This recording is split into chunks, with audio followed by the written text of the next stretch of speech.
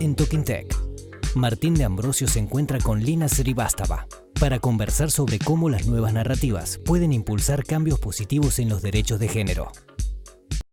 Hi Lina, thank you for this conversation. I wonder, how should I introduce you to the Argentinian public? Sure, thank you for having me, by the way, it's an honor. So I am a New Yorker. I run a company in New York that's called CL, the Creative Impact and Experience Lab. And what we do is we do cultural innovation work for human rights and international development. And what that means is that we work on storytelling, creativity, design thinking, and technology for human rights, advocacy, and international development programs. So that seems like big words, but yeah. How do you enter in this kind of work? Sure. So I've been working in human rights and in development for about 15 or 16 years now. I started out as a lawyer, as an attorney in New York, and it was really boring work. It was. You hate litigation, you said before. I was a litigator, yeah. So I was doing intellectual property litigation, and it was amazing training. Like, it really taught me how to be strategic and diligent and all of that, but it was really soul-sucking work, right? It was just not.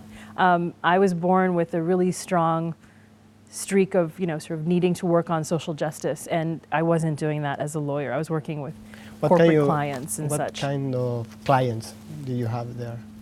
As a lawyer? Yes. It was mostly corporate clients, so mostly corporations and large, sort of anywhere from technology companies to beverage companies. And like I said, it was really good training. I understood how to build an argument. I understood how to create sort of like documentation around the argument, but it wasn't for me. And somehow your career turned in that point, right? Yeah, What was that process? I quit. So I ended up quitting my work, and I thought about it for a really long time. I didn't know if I just didn't like the kind of law I was doing, or whether I should become a human rights lawyer or such, but I thought about it for a long time, and I ended up leaving the career. I ended up leaving law completely, and then took a year off and really thought about what I wanted to do. And I kept coming back to human rights, and I wanted to be in human rights. But this was around the time of 9/11 in New York, and it was very hard to sort of break into the... Were you there that day? I was there that day. Okay. Yeah, I live not so far from downtown. I live very close to the UN in New York, so I remember that day What did you do? Well, for the first day, I stayed at home. Yeah, we stayed at home, and then people came to stay with me, and we all sort of tried to figure out what to do. And then the third day, we went out and tried to donate blood, but there was no one to donate to. So it was a very difficult time. That day changed your perspective somehow, or? Yeah, it changed. It changed a lot of people's perspectives. It changed how we related to being American. It changed the way New York functioned, and it changed the way I thought about my own work, right? So I was thinking I would get into human rights and such, but I realized how difficult things were about to become. And so I ended up working. I got two projects, basically, that were both almost like apprenticeships. I worked with a woman named Michaela Walsh, who was the founder of something called Women's World Banking, which was she's one of the first creators of the whole concept of microfinance and microcredits. And she put me to work thinking about how technology would help with women's opportunities, right? Economic opportunity. So I worked with her, and I worked with a woman named Joyce Horman, whose husband, that was the second project, her husband had been assassinated in the stadium by Pinochet's forces on September 11th, 1973. Another 9/11. And so they both put me to work on very different kinds of projects, but it shaped the way I think about working on projects around human rights advocacy, human rights defense, and global development. And both of them were through the lens of technology, storytelling, and community level activism. The key word of your work is storytelling, right? Yes. Yeah. So the building blocks of the work that we do is all based in story. right? So it's sort of People's story. people stories, yeah, and often nonfiction stories. Sometimes we work with fictionalized stories, but mostly it's nonfiction stories, and it's people's what they think about their situation themselves, like how do they frame it, and how do they think about it, right? how they construct the narrative, exactly. Okay. And then you create the Transmedia Activism, is it right? Or? Yeah, so fast forward, so what happened was I became the executive director of a couple of different nonprofits. So I worked with Michaela and then with Joyce, and then from there I became an executive director, and I led a couple of different organizations. And then I just realized that what was happening in the world in terms of storytelling, in terms of design, in terms of technology, I wasn't seeing what I wanted in the field. So I ended up building my own company. So I founded the company in 2008, 10 years ago. And at the same time, I came up with this idea, this concept called Transmedia Activism, which I no longer use. Okay. Yeah, I don't use the term anymore. But I came up with it 10 years ago to sort of describe a methodology of using story and spreading that story over a number of different platforms and to a number of different audiences, right? So that people could come in to an issue and understand what a community was asking for, like what kind of solutions they wanted to build, and how to activate around that. So that's what I came up with. It seems like quite interesting, but why did you decide to abandon that idea? So I haven't abandoned the idea. Okay. We still do the work. We just don't call it Transmedia anymore. Okay, so the problem is the word. The problem is the word. The word became diluted. Right? All of a sudden, people were using the term transmedia, and it meant so many different things that it almost lost its meaning. And it became a buzzword. It was always a buzzword, but it became jargony, right? Okay. It wasn't descriptive anymore. I still use it sometimes when I need to explain something to a funder, to somebody who's like going to finance something. But in the world at large, it doesn't make sense to a lot of people. Right? So we haven't abandoned the methodology. The methodology still works, and I still use it. But we don't really call it that anymore because it's lost its usefulness. And you also used to teach somebody else to use this kind of multiple platform system? Yeah. So in two different ways. We do a lot of workshops. So we'll often go in to clients and workshop with them to think about how they can adopt these methodologies in their own work. And I'm also on faculty at the School of Visual Arts in New York. And it's part of, it's called the Masters in Design for Social Innovation. So they're applying design principles to social innovation for the social good. And so I teach there, and I teach multiple platform storytelling and audience engagement and all those things, yeah. It's a way of spreading ideas, right? You mean teaching? Yes. Yeah. Yeah, it's a way of imparting what we've learned, what I've learned, leading this company. And talking about human rights, one of the points is the feminism. Yeah. How do you see, in Argentina there is a lot of movement in that way. Yeah. And how do you see the international situation? So I've been working, part of what we do in the company is work on gender rights and gender equality and gender parity. So I've been working on this for a long time, and I can see the difference. I think the Me Too movement around the world has really changed the discussion. It's become a very difficult discussion in a lot of ways, but it's much more prevalent. And I think it's a net good that we're having these conversations around the world. And I'm very inspired by what's happening here in this country. It's an uphill climb. Like, we as women have to contend with so many different obstacles, right? Especially not just in terms of fighting for rights, but just in business and in living. And it's always an uphill battle. But what I'm seeing around the world is a lot of energy. I'm seeing a really, really interesting discussion. I'm seeing a lot more sort of attention on frontline, like women who are on the front lines. So I'm really interested in what's happening internationally. But there is a lot to change, I guess. There's a lot to change. Yeah, we are nowhere close. There's a statistic that came out in the United States alone that we are still, for equal work, we get paid 77 cents for every dollar that a man makes. For black women, it's 63 cents. Wow. So for every dollar you as a man would earn, a black woman would earn 66 cents. That kind of thing, this is 2018, Yeah. and we're still fighting. It's Like, that's a unbelievable. very basic, data point, and we still can't get anywhere. And then there's, abortion rights or pro-choice rights. There's, equality. There's gender-based violence that's happening. There's harassment. There are all these different issues that we have to contend with and that we have to tell the stories of. But yeah, there's a lot to do. Another hot topic around the world is migration. Yeah. You work in this also, right? Yeah. So about almost like a third of our work is on migration and refugee work. A lot of the work that we do right now is around the U.S.-Mexico border.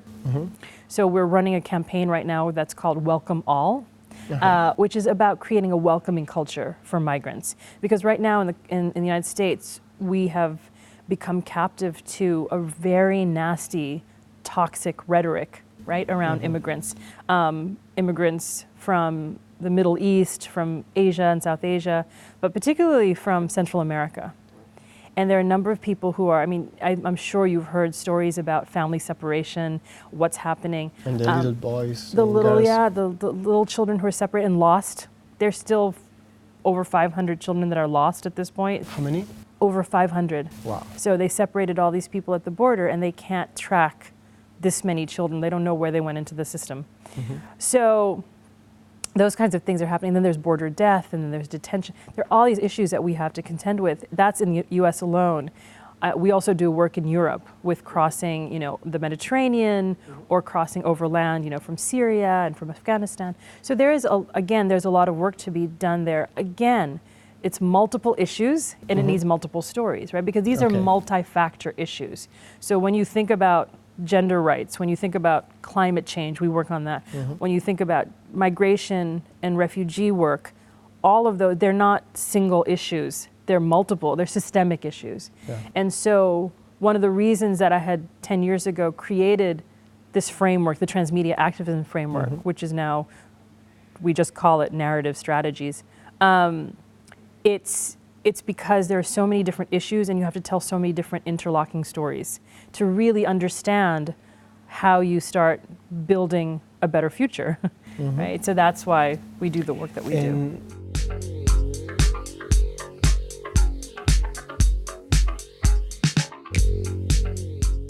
Okay. Yeah. And what's the role of the technologies in this process? Yeah. They are for good, for bad, somehow a mix of it? Yeah, it depends on the intent with which they're built and which they're used.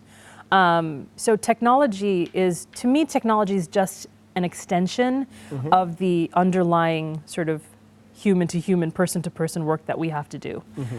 Technology is never by itself a solution, ever, right? And I think we often think of investing in technology as the solution. But technology, for me, if it doesn't embed the principles or the intent of making a situation better or making a community transform itself, then it's a net bad because you've sort of used the resources in not a great way. And it's interesting because I've been doing a lot of thinking and talking about sort of social media technologies, right? About how, and there's some amazing writers who are thinking about this much more deeply than I am. But I've been thinking about the role of social media and social networking and how we activate around issues, how we create community. And now when you look at what's happening in social media, it's become, they weaponized it. Because there's a writer named Zeynep Tufekci she's a professor at Duke University, and she did this beautiful article for MIT Review, and she said, we always have to remember that people who are in power will catch up to us. Like, they're going to learn how to use the technologies and turn them in their favor as opposed to for the common good. And so I think every piece of technology that we create, we have to understand that there is an intent, there should be an intent, a humanist intent behind that. And sometimes that gets lost. Lina, let's talk about the privacy in the world of social network. How do you see this conflict war? Yeah. So privacy is an interesting thing. I think, I'm of the Generation X, right? So what that is, right? Yeah. So I love our generation. It's great. You're great. But I think we have a different notion of privacy. And millennials and younger have, they're much more willing to trade their privacy for the ability to network with other people and to sort of and be able to talk to people. And it does make me uncomfortable. I sometimes wonder whether I'm being old-fashioned or whether I'm being cautious, right? Yeah. Because, you know, as someone who comes from, like, I work in human rights and development, privacy to me is really important, right? Because it aligns with the question of security. Or it aligns also with the question of, you know, what you're able to, as a human being, keep confidential and keep, you know, between the people that really care about you and love you. And again, I don't know if I'm being old-fashioned, right? I mean, sometimes I do have to question myself because I look at people who I'm working with, or, you know, members of my family who are much more open about what they share. And some of the details that they share, to me, are really strange, right? But when it comes to things like security, the question of privacy becomes a lot more difficult.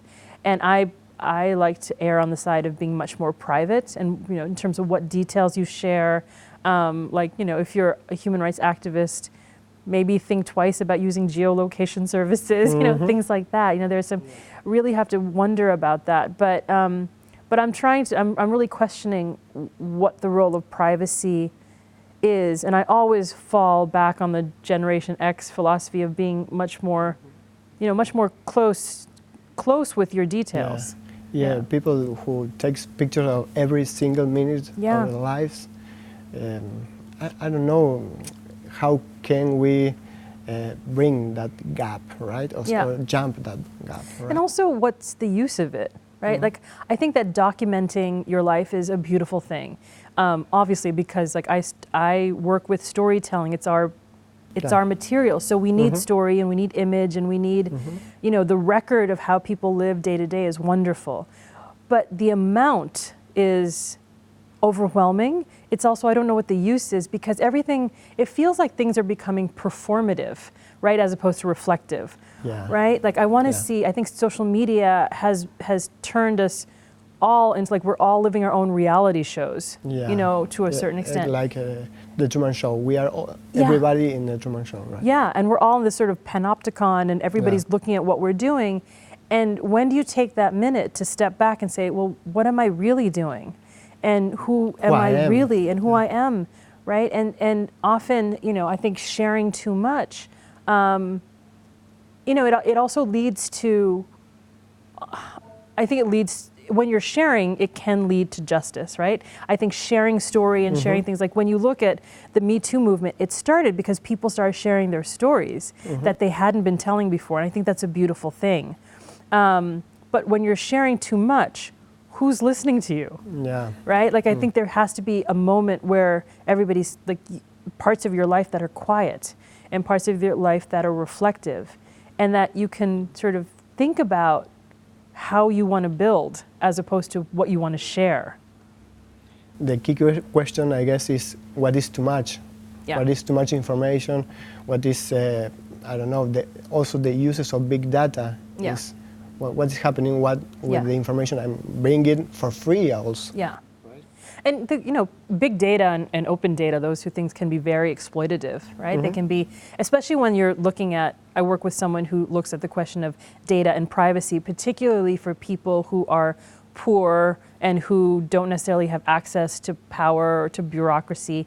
And, you know, and they're being exploited because their data is taken, they're asked to share their data, anywhere from, like, how much they're earning to questions of abuse and things, and they go into these big databases, and they have no idea what's being used, how that data is being used, you know? And I think the question of data, and I think the question of how we collect and how we analyze, that has to go through a lens of ethics and of privacy and security. If some Argentinian wants to imitate some of your work, what would you tell them?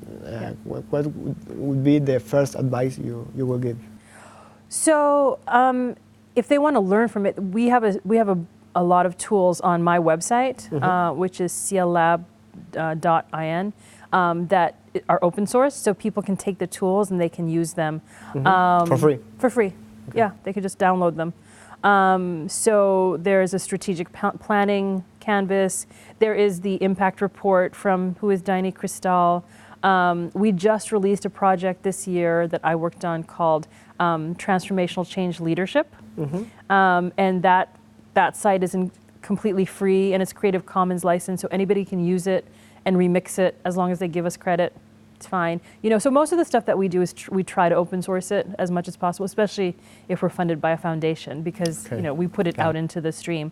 So that's the way. If people have questions, I'm very bad at email, but like, you know, if someone says, you know, I really need some advice, you know, there's always the possibility, or while I'm here, people can talk to me. But no, there are different ways to sort of learn the methodology. And I'm hoping that the way we do our work is actually really simple, right? We try to streamline it and make it as simple as possible. It takes a long time, right? The commitment is there, and what takes the most time, and this is something that I'm very hardcore about, is that what takes a long time is learning the political, the social, and the cultural context of an issue in which I'm working. So I make sure that the work that we do has a lot of intellectual rigor behind it. You know, like we want to make sure that we understand before we go into a problem or a community, that we understand what people are really going through. And then we have them advise us about how we put together a project, right? Okay. Because that's really important. But the methodology of how we do it, I think, is pretty simple. So that's on my website, so they can take a look. Okay, yeah. Thank you. And last but not least, Sure. how do you see the future of communications, and what would be your role in that future in the next, I don't know, 10 or 20 years? Yeah, hopefully in 20 years I'm like retired on the Amalfi Coast, but okay. 10 years. You know, it's interesting because we are at an inflection point right now. We're at a point where we have to make a lot of decisions as a global society about how we want to keep communicating with each other. Like I feel like, and there's a responsibility on the part of people who are leaders in this field, including me, including you, about how we think about communicating back to the people who are creating these platforms, right? Anywhere from, you know, the people who are building virtual reality and augmented reality and artificial intelligence platforms, to social media and social networking. You know, unless we advise, unless we consent, unless we sort of tell them and push back, we are already the products of these platforms. Yeah. And I think in the future, that can no longer continue. Like we have to be active participants, and we have to be fully aware participants. Right now we're not, right? As a world, we are being used by these platforms, you know, and our data is being used. So I think in the next 10 years, I want to see a lot more sort of participation from the people who are using these platforms and the people who are studying these platforms to be able to control how these things are used. Yeah. Do you watch Black Mirror? I do watch Black Mirror. What do you think of it? It's very scary. Oh, it's scary because Because maybe it looks true. Yeah, I know. I think that there are parts of it that, I mean, some of it's a little fantastic, but it always sort of rings true, right? And there are some episodes where I'm like, that's happening to us now. Yeah. Yeah, so I love it, but it's almost like a horror show, yeah. Well, Lina, thank you very much for this conversation in Buenos Aires. Thank you so much. I love Buenos Aires and I love this country, so it's an honor to be here. Thank you.